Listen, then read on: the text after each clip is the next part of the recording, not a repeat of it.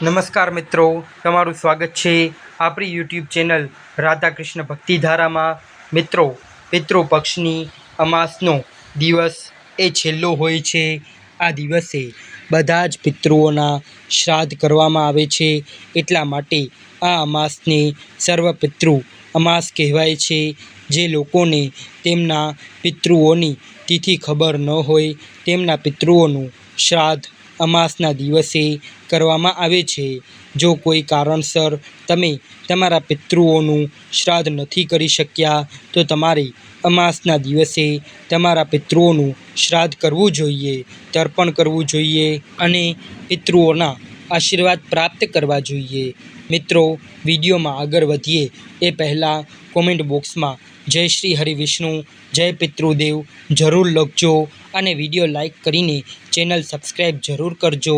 મિત્રો, શાસ્ત્રોમાં કહેવામાં આવે છે કે જે લોકો અમાસના દિવસે પિતૃઓનું શ્રાદ્ધ તર્પણ નથી કરી શકતા, તેમને પિતૃદોષ લાગે છે, તેમના પિતૃઓને મુક્તિ નથી મળતી। જે લોકો અમાસના દિવસે શ્રાદ્ધ અને અર્પણ કરે છે, તેમના પિતૃઓને અવશ્ય મુક્તિ મળી જાય છે અને મોક્ષની પ્રાપ્તિ થાય છે। એવું કહેવામાં આવ્યું છે કે બધા જ દેવી દેવતાઓને પ્રસન્ન કરતાં પહેલાં પિતૃઓને પ્રસન્ન કરવું ખૂબ જ આવશ્યક છે। એટલા માટે અમાસના દિવસે દાન, જ્ઞાન, તર્પણ અને શ્રાદ્ધ કરવું જોઈએ।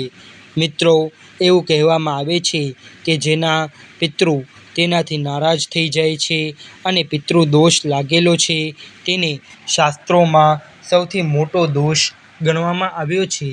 જે ઘરના પરિવાર ઉપર પિતૃદોષ લાગેલો હોય છે, તે ઘરમાં કોઈ પણ કાર્યમાં સફળતા મળતી નથી।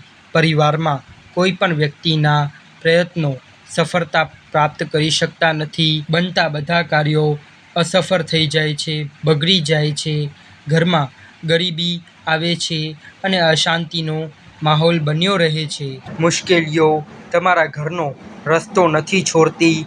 જો તમારા ઘરમાં કોઈને કોઈ રીતે સમસ્યા હોય, મુશ્કેલીઓ હોય, ઘરમાં પૈસા ટકતા ન હોય અથવા તો તમે પિતૃદોષથી પીડિત છો, તો મિત્રો, અમે આજે જે ઉપાય બતાવવા જઈ રહ્યા છીએ તે ઉપાય તમારે જરૂર કરવો જોઈએ।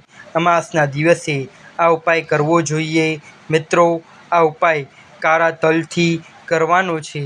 તલ ભગવાન વિષ્ણુના શરીરમાંથી નીકળેલ પસીનામાંથી બનેલ છે અને તે તમને અર્પણ કરવામાં આવે છે, તેથી તે ભગવાન હરિવિષ્ણુને અતિ પ્રિય છે।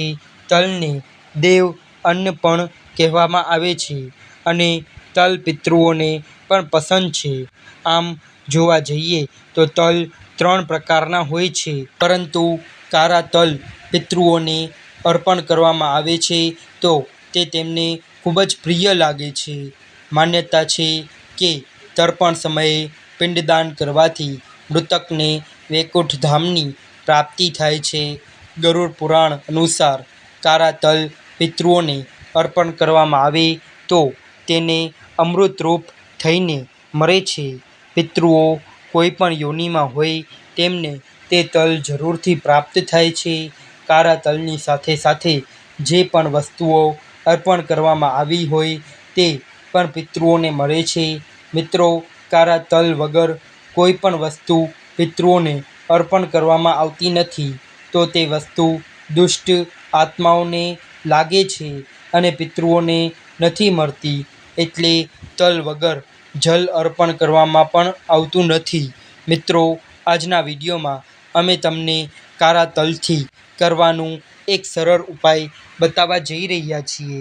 આ ઉપાયને કરવાથી પિતૃઓ તૃપ્ત થાય છે, પિતૃઓના આશીર્વાદ મળે છે, પિતૃઓ પ્રસન્ન થાય છે અને તેમના આશીર્વાદથી પિતૃદોષમાંથી મુક્તિ મળે છે, બગડેલા કાર્ય થવા લાગે છે, જીવનમાં સુખ સમૃદ્ધિ આવે છે અને દરેક ક્ષેત્રમાં સફળતા મળે છે। મિત્રો, આ ઉપાયને સાચી રીતે સમજવા માટે તમારે આ વિડીયોને અંત સુધી જોવો જોઈએ।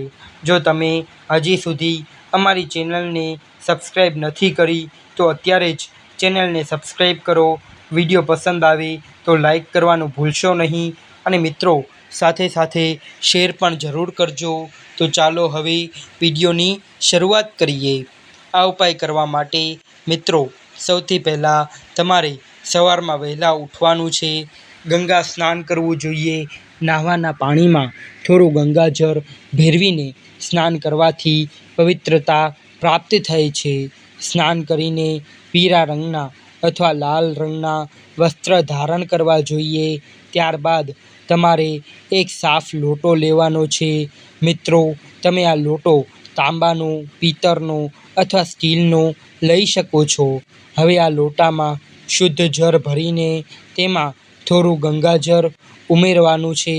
જળમાં થોડા સાફ કરેલા કાળા તલ નાખવા જોઈએ. પછી તેમાં થોડી સાકર ઉમેરવાની છે.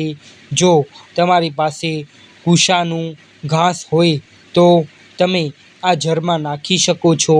આ રીતે લોટો તૈયાર કરવામાં આવે છે. મિત્રો આ લોટો તમે કોઈ પણ ખુલ્લા સ્થળ પર લઈ જવાનું છે અને તમે આ લોટો તમારી અગાસી પર પણ લઈ જઈ શકો છો. જો તમારા ઘરની આગળ ખુલ્લી જગ્યા હોય તો ત્યાં પણ લઈ જઈ શકો છો. ઘરમાં એવી કોઈ જગ્યા ન હોય તો તમારે આ લોટો તમારા મંદિરમાં લઈ જવો જોઈએ. એટલે કે ઘરની આસપાસ મંદિરમાં અથવા ખાલી જગ્યામાં લઈ જવું જોઈએ. ત્યાં જઈને તમારે દક્ષિણ દિશા તરફ મુખ રાખીને ઊભા રહી જવાનું છે. મિત્રો શાસ્ત્રો અનુસાર દક્ષિણ દિશામાં પિતૃલોક છે. દક્ષિણ દિશાના સ્વામી પિતૃદેવ છે. પિતૃનો વાસ દક્ષિણ દિશામાં માનવામાં આવે છે. એટલા માટે પિતૃઓના આશીર્વાદ પ્રાપ્ત કરવા માટે તમારે દક્ષિણ દિશામાં જળ ચઢાવવું જોઈએ. મિત્રો હવે તમારે જળ ચઢાવતા સમયે પહેલાં લોટો હાથમાં લેવાનો છે અને જળ ચઢાવતા સમયે ઓમ પિતૃદેવાય નમઃ મંત્રનો જાપ કરતું રહેવાનું છે. મંત્ર આ પ્રમાણે છે: ઓમ પિતૃદેવાય નમઃ, ઓમ પિતૃદેવાય નમઃ. આવી રીતે મંત્રનો જાપ કરતાં કરતાં ધીમે ધીમે પિતૃદેવને જળ અર્પણ કરવાનું છે. યાદ રાખો કે દક્ષિણ દિશા તરફ મુખ રાખીને જળમાં જે પણ પાણી છે તે તમારે જમીન ઉપર ચડાવવું જોઈએ. પિતૃદેવને ચડાવવું જોઈએ. જળ ચડાવતા પછી લોટામાં જે પણ વસ્તુ રહી જાય તે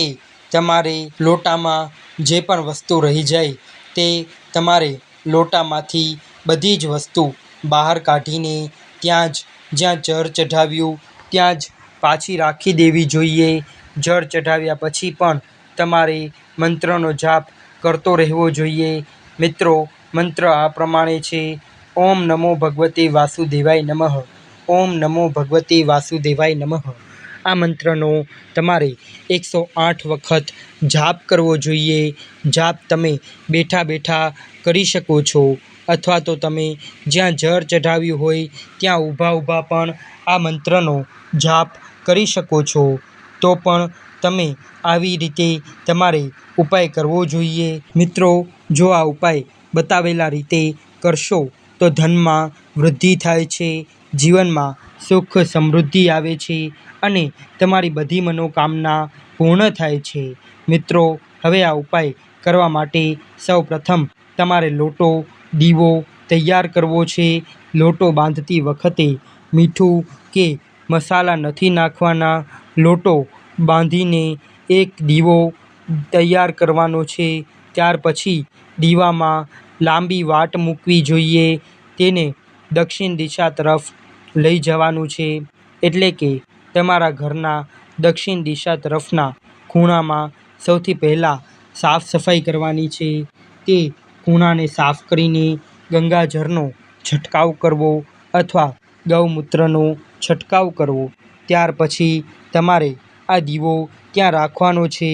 નીચે લાલ કે પીળા રંગનું કપડું પાથરવું જોઈએ. આ દીવાને દક્ષિણ દિશા તરફ વાટ રહે તેવી રીતે પ્રજ્વલિત કરવાનો છે. મિત્રો અમાસની આખી રાત આ દીવો પ્રગટતો રહે છે માટે તમારે ઘી ઉમેરતા રહેવાનું છે. મિત્રો ખાસ યાદ રાખજો કે દીવામાં કાળા તલ જરૂર નાખવા જોઈએ. જો દીવામાં કાળા તલ નાખશો નહીં તો તમારે ઉપાય નિષ્ફળ જાય છે. એટલે કાળા તલ તમારે ભૂલવાના નથી અને તે દીવામાં નાખવાના છે. આવી રીતે દીવો કરીને તમારે પ્રાર્થના કરવી જોઈએ. તમારી જે પણ મનોકામના હોય તે ભગવાનને કહેવી જોઈએ. ઓમ નમો ભગવતે વાસુદેવાય મંત્રનો જાપ પણ કરવો જોઈએ અને દીવાની બાજુમાં બેસીને અથવા તો પિતૃદેવના મંત્રનો પણ જાપ કરી શકાય છે. ઓમ પિતૃદેવાય નમઃ નો જાપ કરવાનો છે. આ રીતે જાપ કરવાથી જીવનમાં જે પણ સુખ સમૃદ્ધિ આવે છે તે ખૂબ જ ઝડપથી આવે છે અને પિતૃદોષમાંથી મુક્તિ મળે છે. તો મિત્રો, આવી રીતે અમાસના દિવસે આ ઉપાય જરૂર કરવો જોઈએ. આવી રીતે ઉપાય કરવાથી માતા લક્ષ્મીની કૃપા પ્રાપ્ત થાય છે, શ્રી હરિ વિષ્ણુ ભગવાનની કૃપા પ્રાપ્ત થાય છે અને પિતૃ આત્માઓને શાંતિ મળે છે, પિતૃઓને મોક્ષની પ્રાપ્તિ થાય છે. તો મિત્રો, આવી રીતે પિતૃપક્ષમાં સર્વ પિતૃ અમાસમાં આ ઉપાય જરૂર કરવો જોઈએ. તો ચાલો ફરીથી મળીશું નવા વિડીયો સાથે. ત્યાં સુધી આપણી ચેનલને સબસ્ક્રાઈબ જરૂર કરજો અને કોમેન્ટ બોક્સમાં જય શ્રી હરિ વિષ્ણુ, જય પિતૃદેવ અને જય દેવી લક્ષ્મી જરૂરથી લખજો. ધન્યવાદ. હર હર મહાદેવ.